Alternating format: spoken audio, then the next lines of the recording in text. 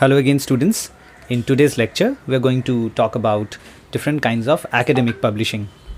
So, in the previous lectures, we have already spoken about different kinds of book publishing, but in today's lecture, we are going to deviate a little bit, and the focus today is going to be on academic publishing.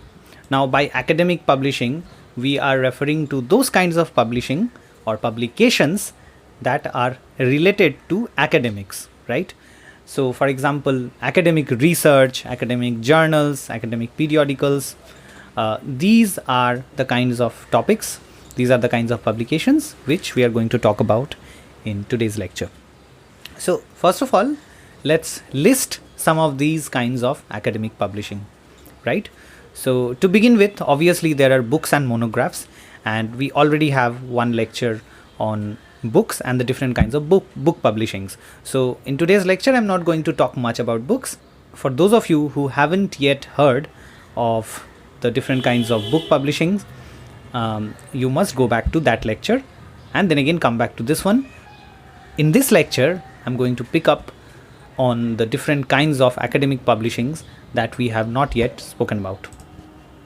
So other than books, what else do we have in the domain of academic publication? So first of all, one term that you need to be familiar with is monograph, right? And monographs are very similar to books. In fact, they are essentially books, right?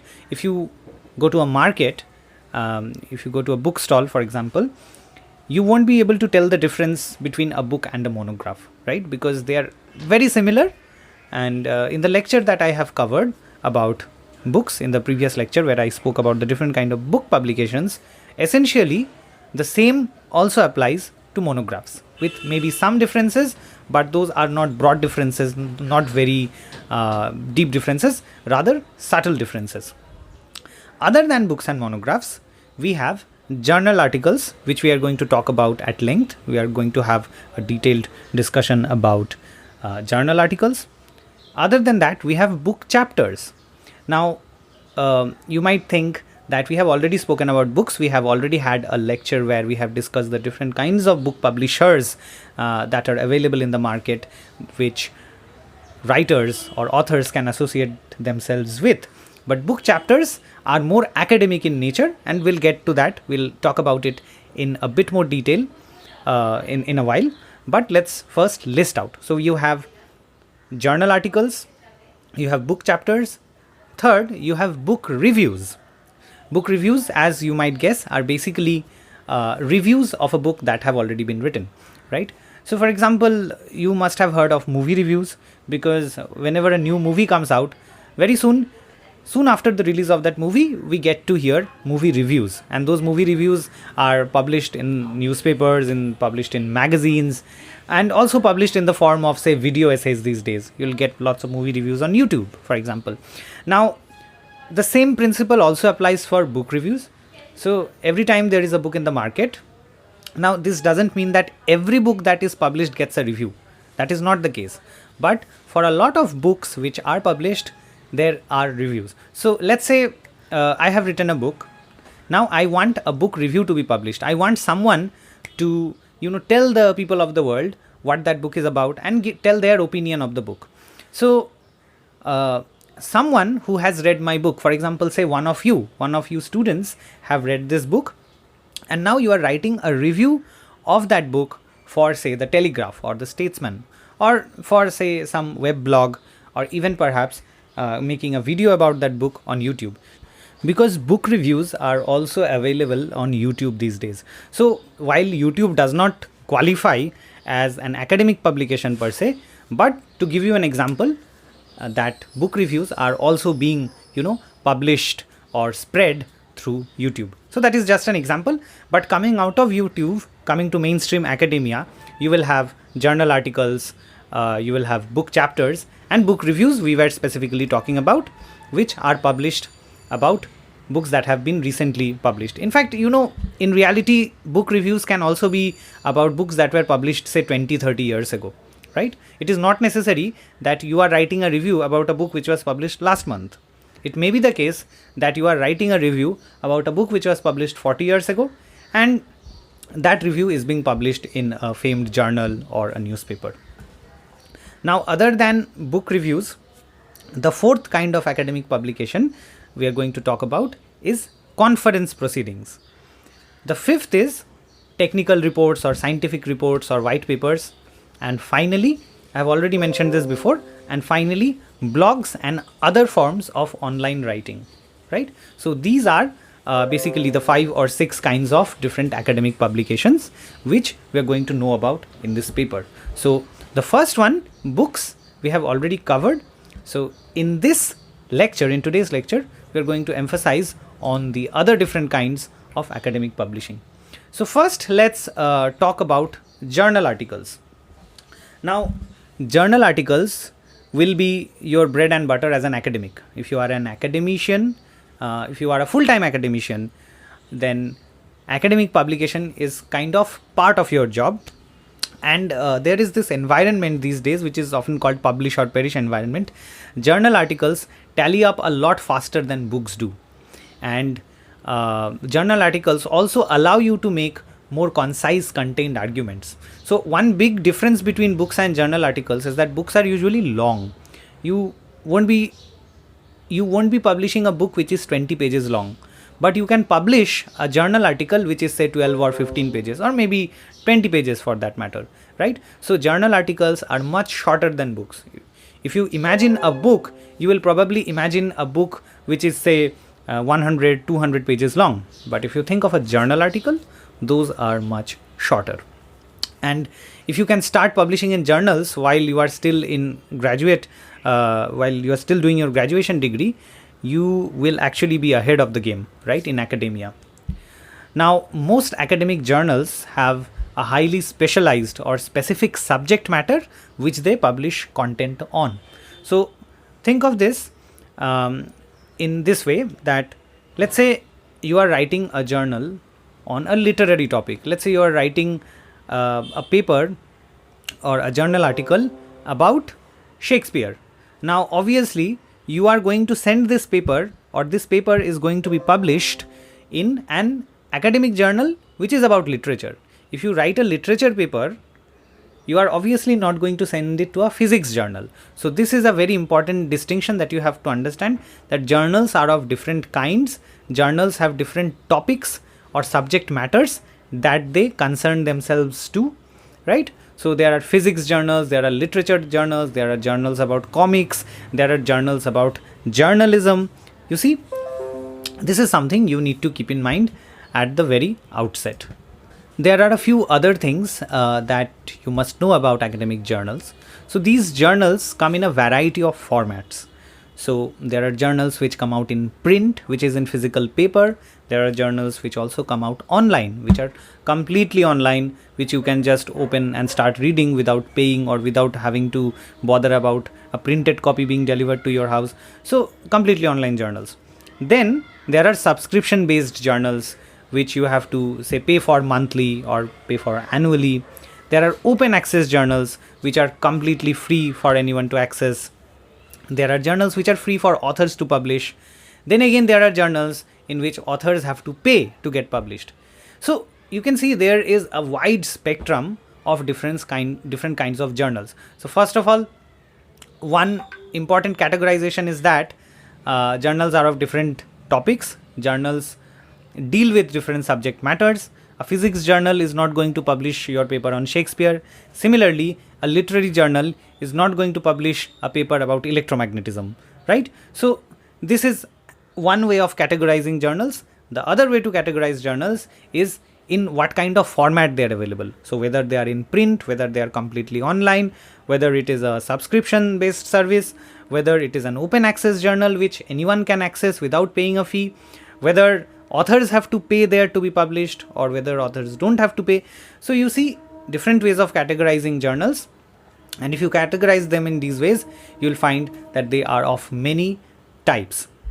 Now, regardless of format, a good journal will have their submissions peer reviewed. This is a very important concept, and this concept is something you should understand, and you may have theoretical questions which you can answer by understanding this. So let's talk about peer review for a moment, and let's figure out what peer review is. So you see, peer review or the peer review process is what gives credibility to your work and ensures the quality of articles published in the journal. So let's say you have written an article on Shakespeare. You are studying English. So maybe you are studying William Shakespeare's poetry, or let's say you are studying a novel by another author. Let's just say you have studied a novel by a very famous author you like, and you have written a research paper about it. You have written a 10-page paper. Now you already know that you cannot send this paper to a physics journal. They are not going to publish. They publish the topics that they are interested in are in physics. So your paper does not qualify. But your paper definitely qualifies for a literature journal. But it will still have to go through this peer review process, and we are going to try and understand what peer review means. Now, so you have written this 10-page article on Shakespeare, and you have sent it to a literature journal, Journal of Shakespeare Studies, something like that. The name of that journal could be Journal of Shakespeare Studies or Journal of Literary Studies. It could have a name. All journals have names. Just like newspaper have names, just like magazines have names, journals or academic journals also have a name. So you see, once you send this paper, it's not like they are going to publish it just because you have sent it. It's not like one fine morning you wake up and send them an article and next day they publish. That is not how it works.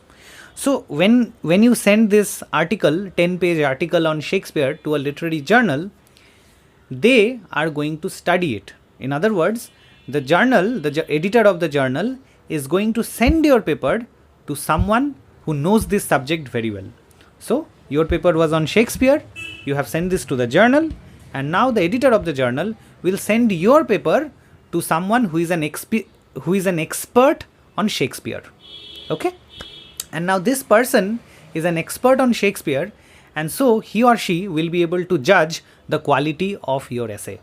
Now, if this person who is reviewing your essay or your article or your paper, whatever you call it, if this person gives approval that yes, this is a good essay, this is a good article, something new is being told in this essay, or something very important is being told in this essay, or something that has been told before is being said in a very interesting way, in a way that is very receptive, that could be very receptive for the audience.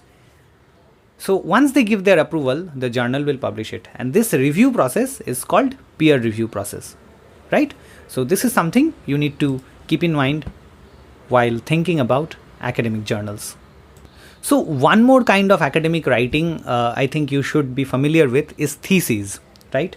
Now at your level, as a graduate student, you all write term papers. Now term papers are usually between 800 words or 1000 words. But at a higher level, so let's say from graduation you to post graduation, now there when you write these term papers, it will not be called a term paper anymore. It will be called a dissertation, right? And dissertations are much longer. They are not just 1000 or 2000 words long. They will usually be say 15,000 or 20,000 words long. And even higher than dissertation, there is another kind of academic writing which is done by say PhD students, and that is called a thesis. And now thesis is even larger than dissertation. So for your comparison, think of your term paper, say which is 800 words, 1000 words, even maybe 2000 words, right? Maybe a little bit more, but it will not be 20,000 words. Hopefully you understand what I mean. Now in comparison, dissertation will be much longer. Dissertation will be 10,000 words, 15,000 words, something like that. It will be in thousands. And a thesis will be even longer. It will be say 50,000 words or 60,000 words. In other words, a PhD thesis will be of the size of a book. So in that way, thesis is also very similar to a book in certain ways. So you see, as a graduate student, the type of publication that will be consuming most of your time and energy is the term paper, right? It's also called tutorial sometimes, because for tutorial you write those essays and those are called term papers. Now there are different names for these types of theses required for different programs. So dissertation, term paper, thesis, they are all basically the same thing. The basic idea is the same, that students research on a particular topic. Now depending on the size of the research, the size of your paper also differs. So that is why term papers are shorter, dissertations are a bit longer, and thesis is extremely long. So finally, in today's lecture, I'm going to talk about something called grey literature. So grey literature is scholarly writing or academic writing that has not been formally published, and instead it is printed out or posted on the internet. This includes handouts and PowerPoints at conferences, research notes, academic blogs, and other similar mediums. So while grey literature does not contribute towards your list of publications in your field, it is an important part of sharing knowledge with the rest of the academic community. It allows you to engage with your peers in a less formal environment, and in this kind of writing, in this kind of academic publication, and there is no peer review process here, right? You can simply, let's say you have a blog and you publish in your blog directly, so there is no one reviewing your work. In journal, if you remember, I told you that in the case of journal, if you write a paper and send it to a journal, they are going to send it to someone else who is an expert in that field, and they are going to read your paper and judge the quality of the work. But in grey literature, that is not done, because you can publish it on your own, right? So here you can, in this kind of academic writing, you can field ideas or simply flush them out, or perhaps connect with other academicians who share them, right? And you could use it to find a co-author. So grey literature is like an appendix. It supports the rest of your work being done around it. Now finally, I'm also going to talk about conference papers. Now in academics, we always have these seminars and conferences. Even if you haven't heard the word conference, you probably have heard of the word seminar, and they are very similar. In a seminar, what happens is there are a group of speakers, and those people, they speak on a specific topic. Let's say if one department, let's say the English department of a certain college, organizes a seminar on Shakespeare. Now there will be, say, 5 or 10 people who have done some research, and then they will present their research about Shakespeare in that seminar or conference. Now let's say one person has written about the poetry, how Shakespeare uses poetry in his dramas, in his plays. Let's say another person has written about the comedy, the elements of comedy in Shakespeare's plays. Another person has written on the elements of tragedy in Shakespeare's plays. So you can see, in a seminar about one specific topics, there are different speakers who will come together and speak on different sides of the same thing, right, of the central topic. Now after these seminars and conferences, a lot of the time, all these papers that have been presented, all the speakers, whatever they have said, will be published in the form of a book or in the form of a journal, right? And these publications are often called conference proceedings or publications based on conferences. So overall, these are the different kinds of academic publications, and in addition to books, about which we have spoken about in the previous lecture, this basically sums up the different kinds of academic and non-academic publications there are, which you should be aware of.